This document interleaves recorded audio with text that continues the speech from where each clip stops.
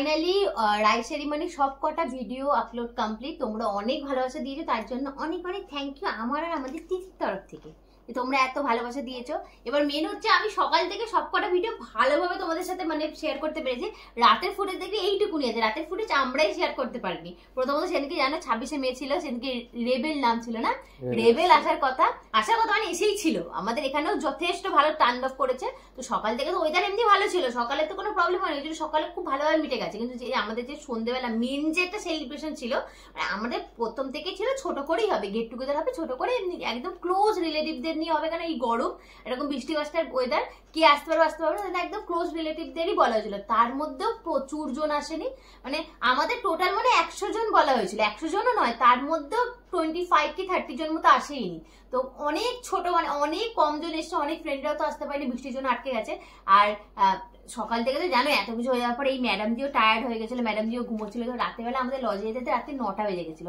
9টার সময় গেছি, সব গেস্টদের একটু অ্যাটেন্ড করতে হবে বলো না, একটু অ্যাটেন্ড করেছি। করার পর ম্যাডাম টায়ার্ড ছিল, ম্যাডাম ঘুমিয়ে পড়েছে। 10টা থেকে মারাত্মক জোরে ঝড় বৃষ্টি, মানে আমাদের এমন প্যানিক আরম্ভ হয়ে গেছিল যে কি করে রেখে নিয়ে যাবো, ঠিক মতো হবে কিনা, সবাই আসতে পারিনি, কি হবে না হবে করে আমি আর কোনো ভিডিও ফুটেজ কিচ্ছু শুট করতে পারিনি। আমাকে যে খাবারের যে মেনু সেটাও তোমাদের সাথে শুট করে আমার তোমাদের সাথে কোনো কিছু শেয়ার করতে পারিনি। আর আমার দুর্ভাগ্যবশত খাবারের আমি যে মেনু কার্ড কোনো রকম আমরা খেয়েছি রাত্রিবেলা। এত ভয়ঙ্কর পরিস্থিতি হয়ে গেছিল না, ভাবলে এখন মনে হয়। লজে তো চারদিকটা পুরো কাঁচ দিয়ে দরজা আছে, মানে জানলাগুলো ছিল, জানলাগুলো ধপধপ ধপধপ এরকম হচ্ছে, আর বাইরে পুরো ধুলোর মতো বৃষ্টি পড়ছে, ঝড় উঠেছে, মারাত্মক বাজে অবস্থা, ভয়ঙ্কর পরিস্থিতি।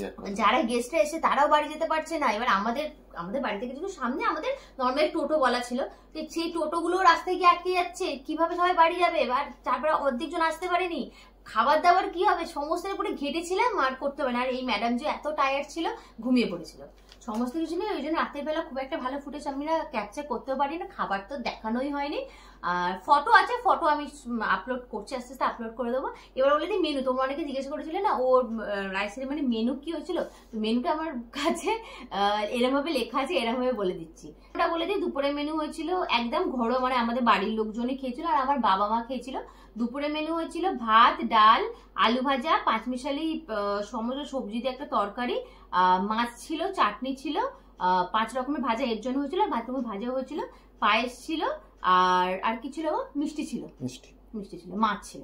এটা দুপুরে একদম সিম্পল মেনু হয়েছিল। আর রাতের মেনু ছিল হচ্ছে স্টার্টারে ছিল হচ্ছে ভেজ বল, ফিশ বল, আম পান্না, একটা শরবত ছিল, শরবতটা খুব ভালো হয়েছিল। শরবতের ওইটুকুনি ফুটেজটা আমি নিতে পেরেছি, এটা তোমরা ভিডিওতে দেখেছো। আর ফুচকা ছিল, আইসক্রিম ছিল, মানে এইটা হচ্ছে স্টার্টারে মানে স্টলে ছিল। আর মেন কোর্সে ছিল হচ্ছে বেবি নান, পনির চানা মশলা ছিল, ফিশ ফিঙ্গার ছিল, বেবি নান না, ওটা ছিল তো কুলচা, হ্যাঁ কুলচা, মানে ওই স্টাফড কুলচা গুলো হয় না, ওটা ছিল। ফিশ ফিঙ্গার ছিল, সেটা হচ্ছে, সেটা স্টোরিটা পরে আসছি। স্যালাড ছিল, কাসুন্দি ছিল, আর পোলাও ছিল, প্লেন রাইসও ছিল, মাটন ছিল, আর ফিশের আইটেমও ছিল, যারা মাটন খাবে তাদের জন্য ফিশ ছিল, চাটনি ছিল, রসগোল্লা ছিল, সন্দেশ ছিল, আর মুখশুদ্ধি মানে পাশ নাকি একটা বেশ করেছিল। তো এবার হচ্ছে প্রচুর খাবার বেঁচে গেছিল। এবার কি আমাদের যেহেতু মানে পুরো ক্যাটারিং বুক করা হয়েছিল, মানে ক্যাটারিং সার্ভিস করা হয়েছিল, তো যাই যে খাবারটা বাজবে আমাদের নিয়ে চলে আসতে হয়েছিল, মানে চলে আসতে হবে। কিন্তু এই ঝড় বৃষ্টিতে আমরা কত খাবার নিয়ে আসবো, রাতে কারেন্ট ছিল না, কোথায় রাখবো, যে সব খাবার আনতেও পারিনি। ফিশ ফিঙ্গার অনেকটা বেঁচে গেছিল, তো ফিশ ফিঙ্গার নিয়ে এসেছিলাম, আর টুকটাক মাটন ছিল, মাটন নিয়ে এসেছিলেন, যেটা আমাদের পরদিন দুপুরবেলা ওটা দিয়ে সবার খাওয়া হয়ে গেছে। 25-30 জন আসতে পারিনি, বুঝতে পারছি কতটা খাবার মানে বেঁচেছে। আর সব খাবার তো আনা যায় না, তারপরে বৃষ্টির দিনে মারা মানে খুবই বাজে অবস্থা। রাত্রিবেলা তো তোমরা জানো, তোমরা বাড়ি ফিরেছি রীতিমতো আমরা ভিজে ভিজে। এবার তো আরেকটা স্টোরি, 10টার সময় আমার তো প্যানিক হচ্ছে যে একে কিভাবে বাড়ি দিয়ে আসবো।